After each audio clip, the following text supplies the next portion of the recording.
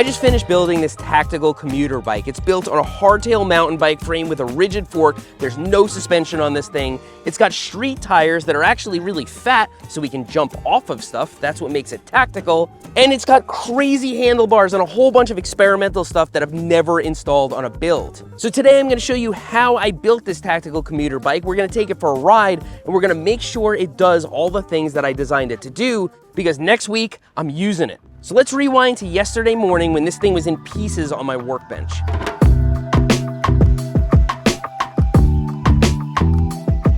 The build started with my Salsa Timberjack, a fully rigid single-speed mountain bike we built in another video.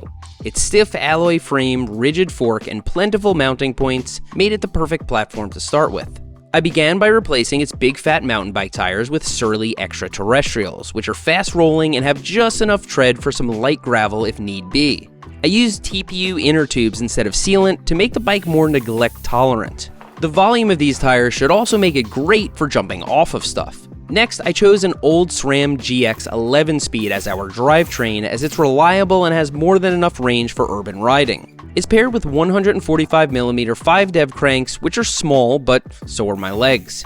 Then we got to the really interesting part, the handlebars, which are Surly corner bars. To understand what these are for, let's have a look at my gravel bike. So these are the drop bars on my gravel bike. Drop bars are something you're only gonna find on road bikes or gravel bikes, and there are 3 positions you can hold them in. You can hold them on the bars like a normal bike, you can hold them in the drops, and you can go up on the hoods. And the hoods are only there when the brake levers and shifters are installed. Drop bars look like this when they're uninstalled. And so you attach that lever over here, and now you can access your shifter or brake like so. Now on my Tactical Commuter Bike, I want to mainly hold the bars up here, and I want to access my brake levers and shifters on the top, but I still want hoods. So how do I get both those Surly corner bars? That's why I'm using them, is because they have hoods kind of built in, and then I can hold the top to do tactical things, and then I still have the drops. Now, the downside is I'm not going to be able to access the brakes while I'm in the drops, but I will be able to access them on the hoods and on the bars. That allowed me to use standard brake levers and shifters on the top of the bars where I'll be spending most of my time. And after experimenting a bit with bar tape, grips, and lever positions, I was able to engage the brakes from both the bars and the hoods. You're supposed to put the levers on the drops of these bars, but this is an experiment. We'll see how it actually works out. Now for functionality. I wanted a front rack and fender, but getting them both to fit securely proved challenging. And so for now, it's only going to have a front rack for carrying cargo, like a gift capsule. I shouldn't have cheaped out on the fenders, but I guess if it rains, I'm getting splashed. Then I moved on to the frame bag, which will carry all my supplies and camera gear. It's specifically designed for this exact frame, the Salsa Timberjack, and so it fills in the space perfectly. And while it covers the bottle cage mount, I was able to put one on the fork to make up for it. And on the down tube, I installed a Crank Brothers tool and CO2 mount for field repairs. And with that, our Tactical Commuter Bike was more or less complete.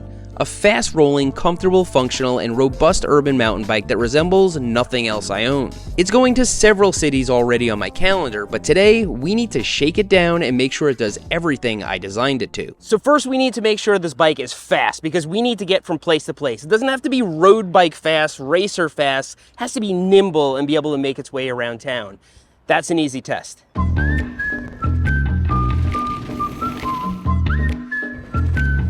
Able to keep up with traffic, not bad. Wow, you take the tread off of any tire and it rolls fast. See, we're settled into the bikeway, slight uphill. We're not gonna need these brakes, so I can go in the drops. Nice and comfortable. It gets your weight centered over your bottom bracket so you can pedal. Pretty nice, actually. Okay, we're up on the bars. Now we can take off.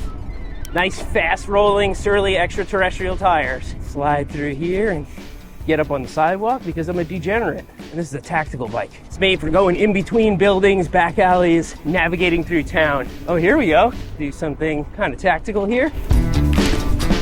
Nice, let's go off of this one. Oh yeah, this thing is tactical. Oh! Ah, they saw me in the Papa John's. So clearly it's fast. That's no surprise. Any bike can be fast, especially if it's got fast rolling tires, but these tires are really fat, and so they can be tactical. We can jump off of stuff, we can hit curbs, we can even air them down if we need to. And that brings me to the next part, is it functional?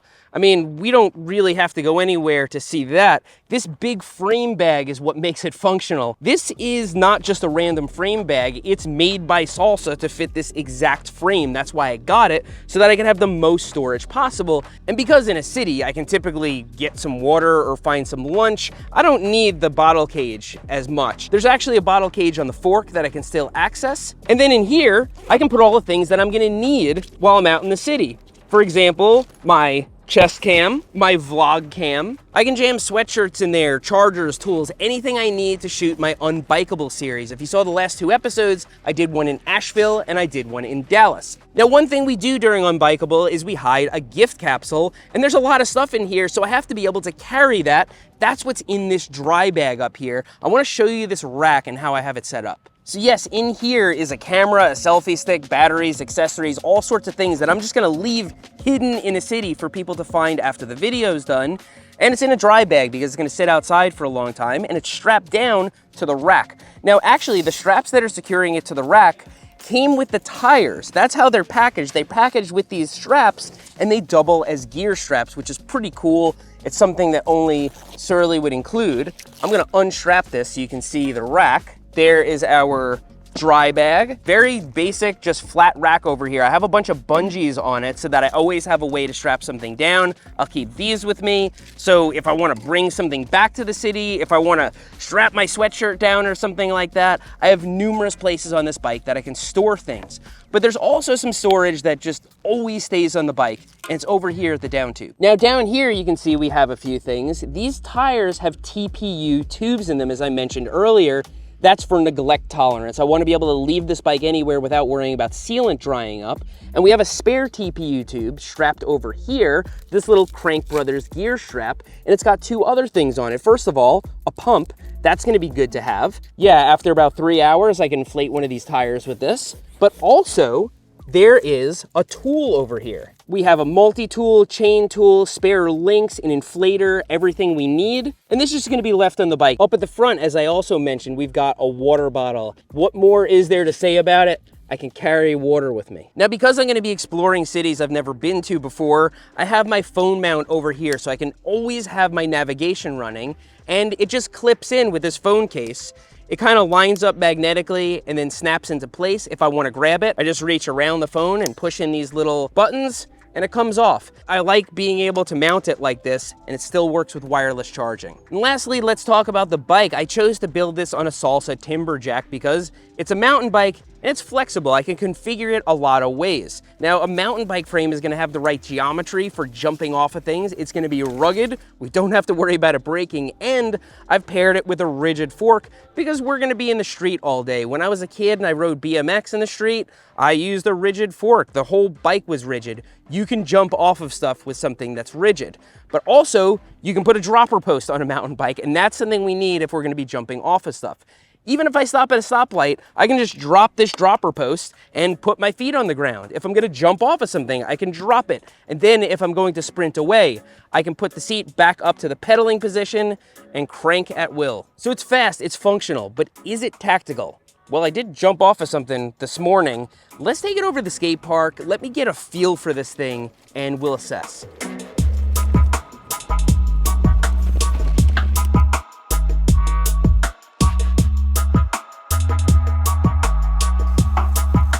There's been a storm and a lot of stuff is closed. I don't want to ride the apocalypse and make light of it. And honestly, I can see some problems here. I can see some things I want to change. These Surly corner bars feel really weird when I try to bunny hop, and that's important.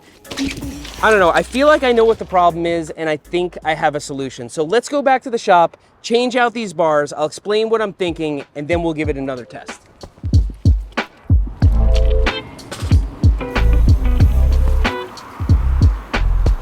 So why am I not crazy about the corner bars? Actually, I really like them. I'm probably gonna put them on a cargo bike at some point. The hoods feel okay and the drops feel okay, but when I'm doing something really tactical, I want to hold on to the top. They kind of fan out at the bottom here, and at the top, it's actually kind of narrow. My arms are kind of bowed out in a weird way. That's the opposite of a mountain bike. Mountain bike bars are swept back, so you're actually holding a little bit like this. So if I was smart, I would just put mountain bike handlebars on this bike because they're fine for riding around the street and they would feel great. Or we could take the drop bars off my gravel bike. They're really wide and they don't go like this. The only problem is I wouldn't be able to have hoods without having my brake levers and shifters right here. And as I said, I want them up here. So what do we do?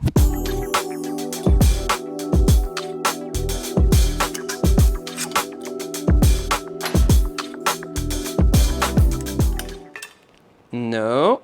That's not gonna make it. I got myself into a pickle. And we are deep in that pickle jar. I didn't realize that drop bars have a different diameter on the bar than do other bars.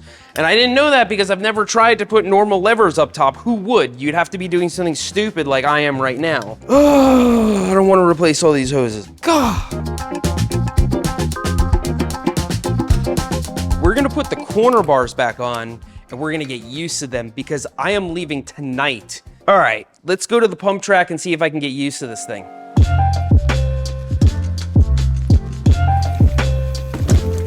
Okay, notice something. When I'm holding here, I tend to grab like this and my thumb is rubbing right there. So I have to move these a little bit more inboard to make up for it. On the shifter side, it kind of just clears, but I'm gonna move it a little bit inboard also. Yeah, I think we can make this work.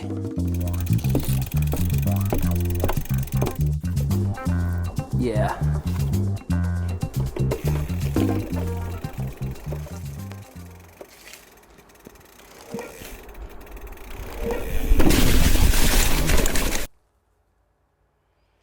I'm considering doing this. I'm thinking it's not a good idea.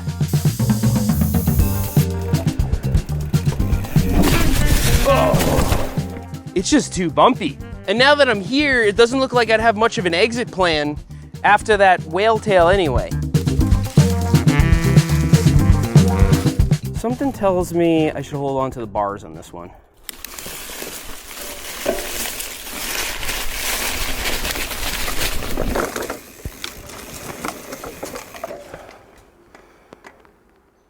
I think we got this. Oh, okay. This is what we do.